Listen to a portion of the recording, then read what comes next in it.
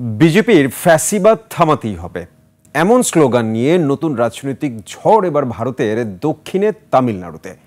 জনপ্রিয় অভিনেতা ও তরুণদের আইডল থালাপাতি বিজয় এবার সিনেমার পর্দা ছেড়ে সরাসরি রাজনীতির মঞ্চে আলোড়ন তুলেছেন।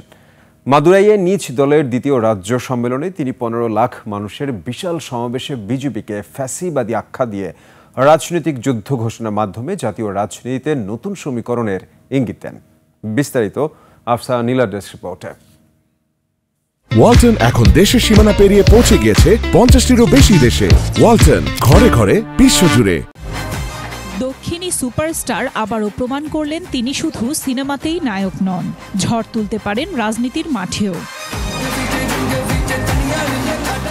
তামিলনাড়ুর রাজনীতিতে নতুন আলোচনার জন্ম দিয়েছেন জনপ্রিয় এই অভিনেতা ও নবীন রাজনীতিবিদ। সম্প্রতি মাদুরাইয়ে এক বিশাল জনসভায় তার দেয়া বক্তব্য সামাজিক যোগাযোগ মাধ্যমে ভাইরাল হয়। বিশেষ করে প্রধানমন্ত্রী নরেন্দ্র মোদীকে ঘিরে বিজয়ের হুঙ্কার এখন আলোচনার কেন্দ্রে।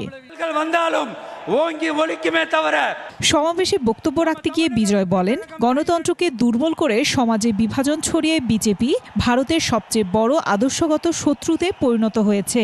জানান, বিজেপির বিরুদ্ধে লড়াই কেবল তামিলনাড়ুতেই সীমাবদ্ধ থাকবে না। মোদীর দলকে ফ্যাসিবাদী বলে যুদ্ধ ঘোষণা করেন থালাপতি। নিজেকে সিংহ দাবি করে মোদীকে শিয়াল বলেন।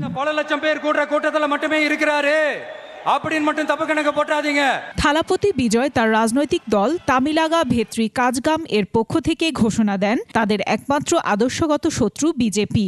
সমতা, মুক্তচিন্তা, ধর্মনিরপেক্ষতা এবং সামাজিক ন্যায় বিচার, এই 4 মূলনীতিকে ভিত্তি করে রাজনীতির মাঠে নেমেছেন তিনি।